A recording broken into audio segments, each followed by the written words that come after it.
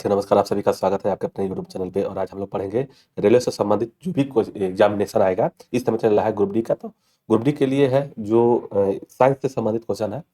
करीब 68 क्वेश्चन है, यानी 65 क्वेश्चन मान के चलिए।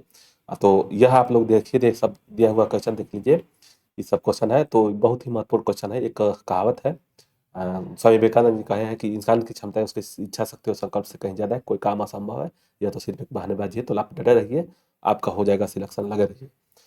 देखिए क्वेश्चन है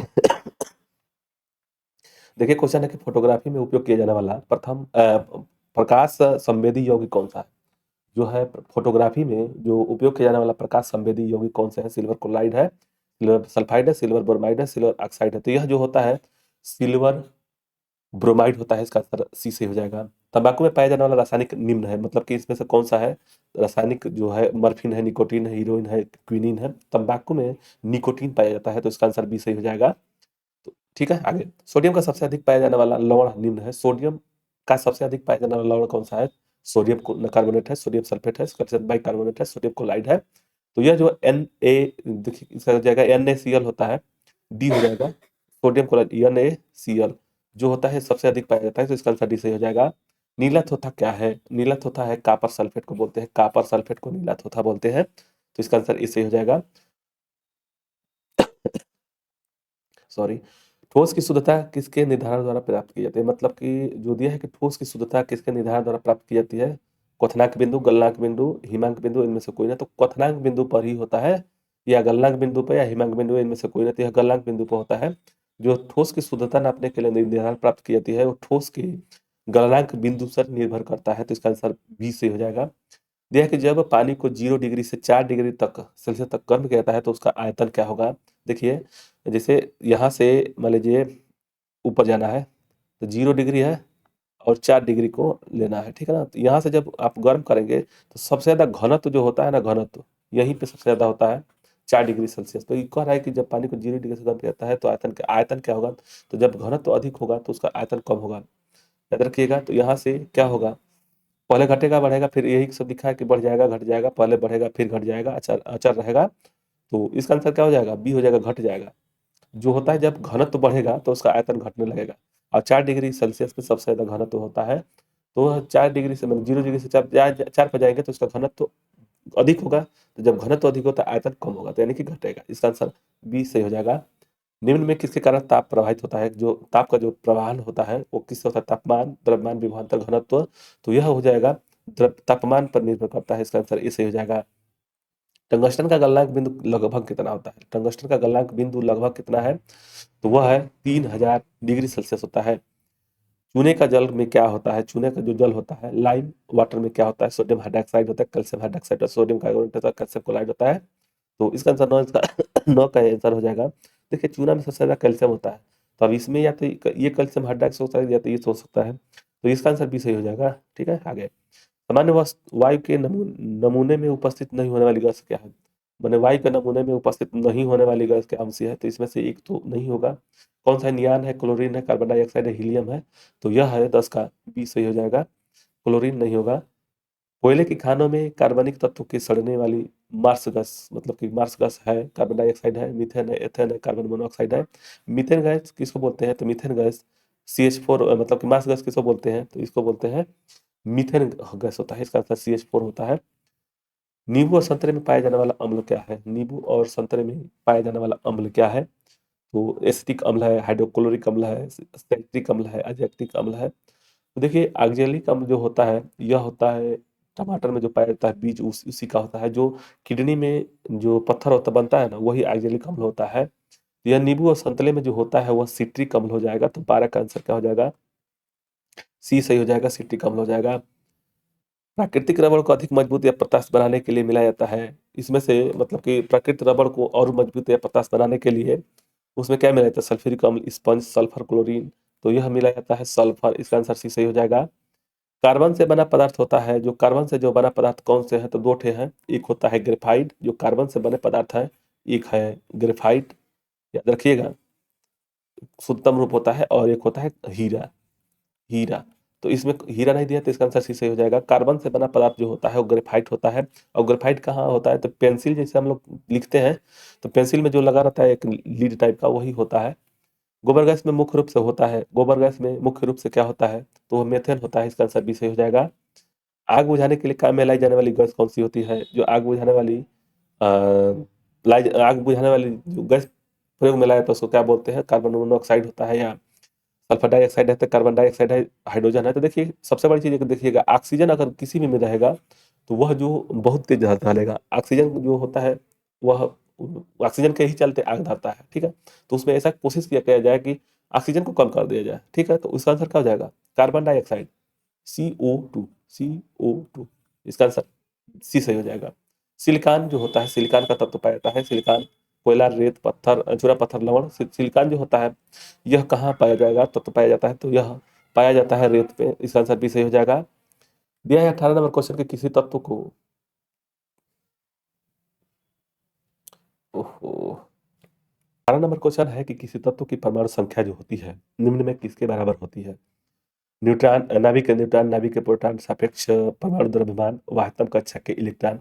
तो याद रखिएगा पहले नाभिक के अंदर में क्या क्या होता है, तो प्रोटॉन होता है, इसको याद रखेंगे। तो यह अगर प्रक्रिया समझ गए तो बहुत से ऐसे क्वेश्चन है जो आपको न्यूट्रॉन, न्यूट्रॉन, ठीक है ना, बहुत से ऐसे प्रक्रिया है जो आपको पता चल जाएगा कि यह कैसे बनता है, ठीक है। न्यूट्रॉन, इसको रिवीजन करना बहुत जरूरी है। बाहर में, बाहरी साइड में इलेक्ट्रॉन होता है, इलेक्ट्रॉन होता है, देखिए इलेक्ट्रॉन बाहरी साइड में होता है, यह जो होता है ऋण आयन होता है, यह प्रोटॉन होता है प्लस आयंस होता है। और न्यूट्रॉन जो होता है वह न्यूट्रॉन, नाम ही न्यूट्रॉन है तो न्यूट्रल आता है।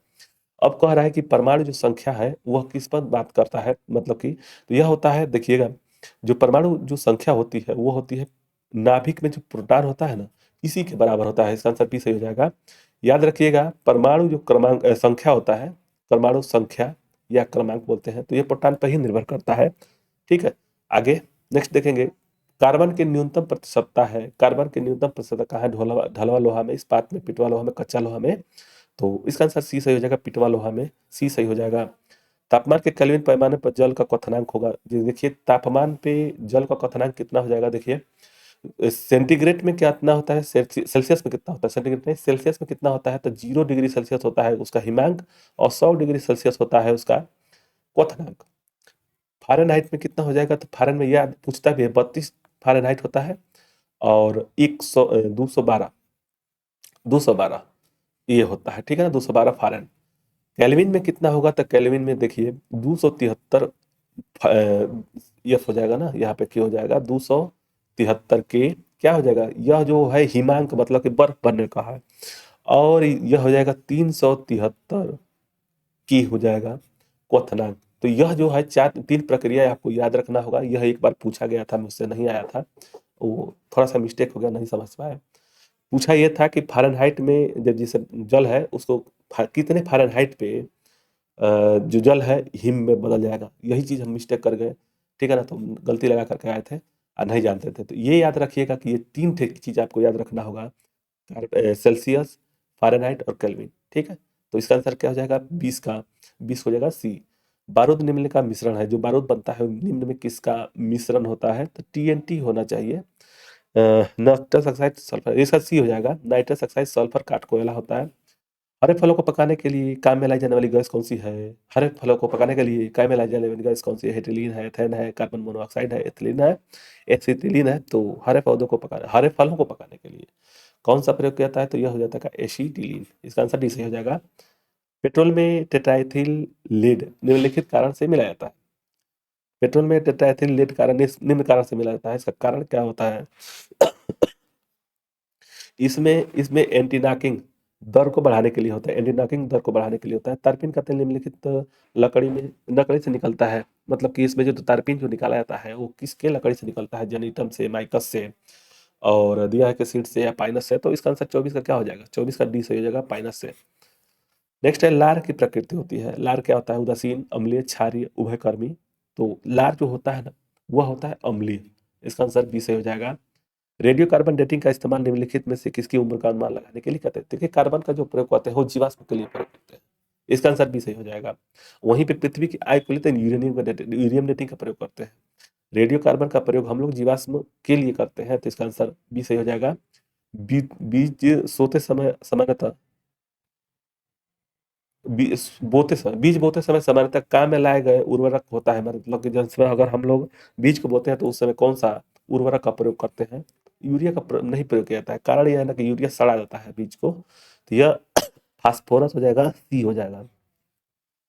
मॉर्फिन दवा का वर्गीकरण निम्न शीर्षक के अंतर्गत किया जाता है। अंतर्गत किया था इसका स्वापक हो गया, प्रतिजैविक हो गया, मलेरिया रोधी हो गया और प्रतिरोधी हो गया। तो मॉर्फिन का प्रयोग किसके लिए किया जाता है? तो इसका आंसर हो जाएगा स्वापक, नार्कोटिक्स के लिए। मॉर्फिन दवा का वर्गीकरण निम्नलिखित शीर्षक के अंतर्गत कहता है नार्कोटिक्स के लिए। पेट्रोलियम पाया जाता है अग्न्यशैल में, अवसादी शैल में, कायांतित शैल में, कच्छ के भूमि में। तो जो पेट्रोलियम पाया जाता है वह पाया जाता है अवसादी के शैल में पाया जाता है, तो आंसर बी सही हो जाएगा। मनुष्यों के द्वारा सर्वाधिक उपयोग में लाया जाने वाला धातु कौन सा था? है इस समय सोना, एल्युमिनियम, तांबा, लोहा। तो मनुष्य के द्वारा सर्वाधिक उपयोग में लाया जाने वाला लोहा होता है, वह लोहा है। दिया हुआ है कि यौगिक को एंटीफ्रीज की तरह प्रयुक्त होता है। यौगिक को एंटीफ्रीज की तरह प्रयुक्त होता है जल, एथाइल अल्कोहल, ग्लाइकान और मेथेनॉल। तो 31 का सी सही हो जाएगा। ग्लाइकान को एंटीफ्रीज के रूप में प्रयुक्त करते हैं, तो इसका आंसर सी सही हो जाएगा।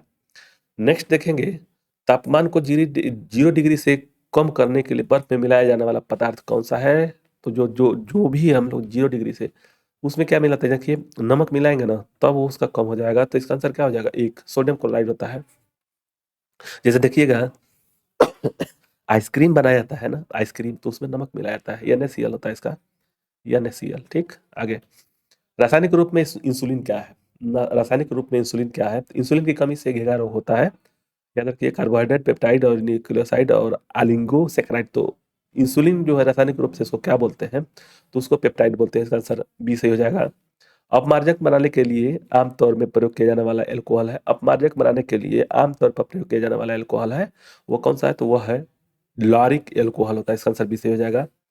शर्करा के साधन में प्रयुक्त व्यंजक निम्न है। शर्करा के साधन में प्रयुक्त व्यंजक निम्न है।